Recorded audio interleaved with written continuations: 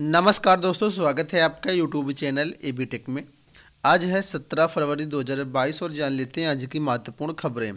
सबसे पहली अपडेट देखिए यहाँ पर लोक सेवा आयोग से असिस्टेंट प्रोफेसर भर्ती को लेकर के हाईकोर्ट के आदेशानुसार असिस्टेंट प्रोफेसर भर्ती के लिए जो आवेदन दोबारा प्रारंभ हो चुके हैं।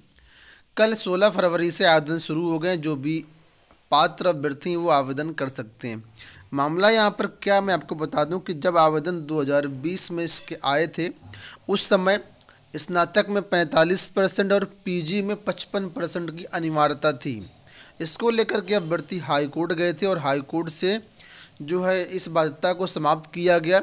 अब स्नातक में कितना भी परसेंट है आपका तो आप आवेदन कर सकते हैं। ठीक है, तो इसके लिए शुद्धि पत्र जारी किया गया है और शुद्धि पत्र जारी करके ऑनलाइन आवेदन की प्रक्रिया प्रारंभ कर दी गई है। ठीक है, तो जो भी अभ्यर्थी पात्र हैं आवेदन कर सकते हैं। आपको बताते हैं इसमें आपको पीजी होना चाहिए और साथ में नेट स्लेट ये भी परीक्षा आपकी पास होना चाहिए। ये नेट कम से कम क्वालिफाई आपका होना चाहिए।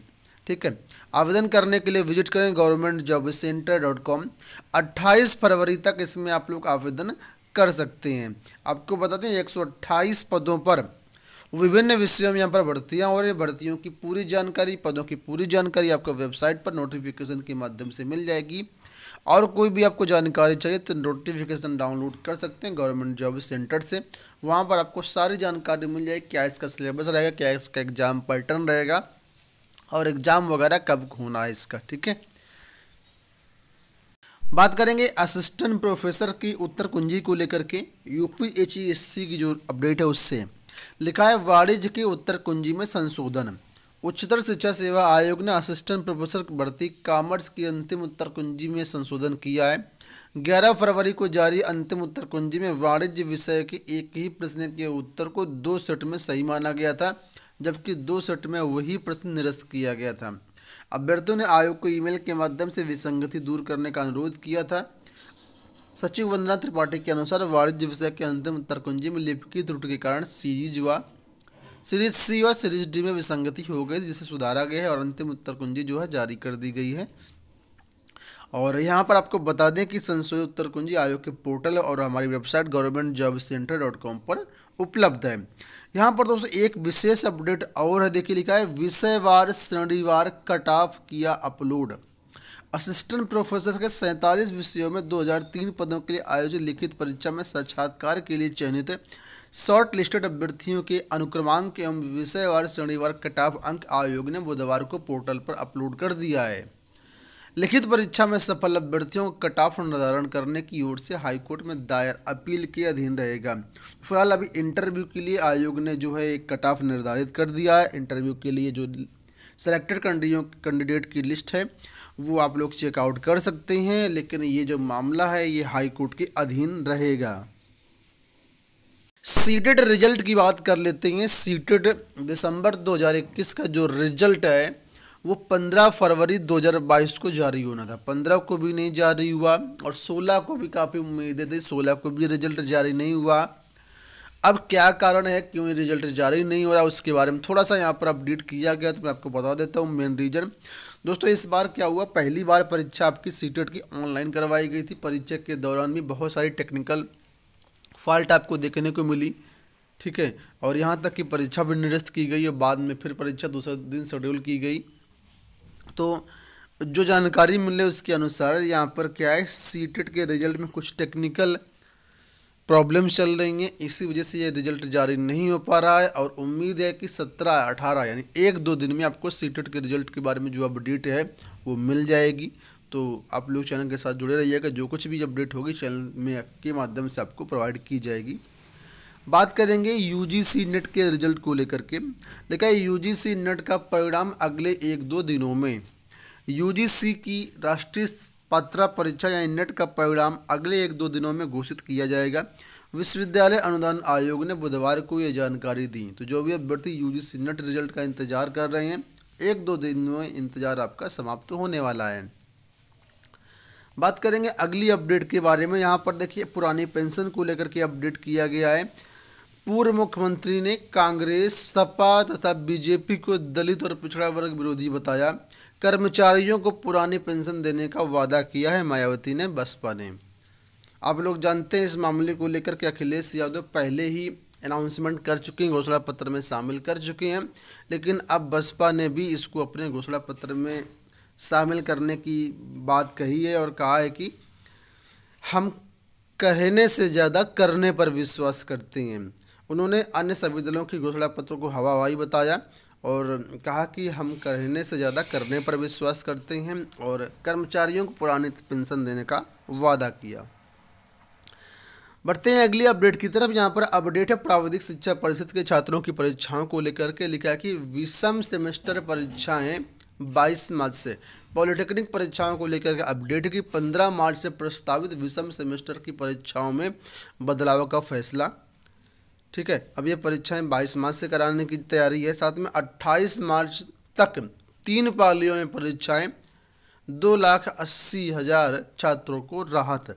तो प्राविधिक शिक्षा परिषद ने छात्रों को बड़ी राहत दी है। 15 मार्च से प्रस्तावित विषम सेमेस्टर की परीक्षा में बदलाव का फैसला हो गया है। होली से पहले शुरू होने जा रही सेमेस्टर परीक्षाएं अब होली के बाद शुरू होंगी। परीक्षाओं के लिए 22 मार्च की तिथि घोषित करके वेबसाइट पर इसका शेड्यूल भी जारी कर दिया गया। तो जो भी अभ्यर्थी हैं वो वेबसाइट से चेकआउट कर सकते हैं इसका पूरा एग्जाम शेड्यूल। आयुर्वेदिक कॉलेजों में शिक्षकों की 150 पद खाली। राजकीय आयुर्वेदिक कॉलेजों में शिक्षकों की कमी है। करीब 150 से ज़्यादा लेक्चरर के पद खाली हैं। इससे मरीजों के इलाज संग मेडिकल छात्रों की पढ़ाई में दिक्कत आ रही है। शिक्षकों की भर्ती का मामला अटका हुआ, इसका खामियाजा मरीज व मेडिकल छात्रों को भुगतना पड़ रहा है। तो यहाँ पर भी 150 जो शिक्षकों के पद खाली हैं। बढ़ते हैं चयन बोर्ड की तरफ। यहाँ पर देखिए चयन बोर्ड को लेकर के अपडेट है कि प्रधानाचार्य भर्ती का साक्षात्कार जल्द। अशासकीय सहायता प्राप्त माध्यमिक विद्यालयों में प्रधानाचार्य भर्ती 2013 का साक्षात्कार कार्यक्रम 1 सप्ताह में घोषित होने की उम्मीद है।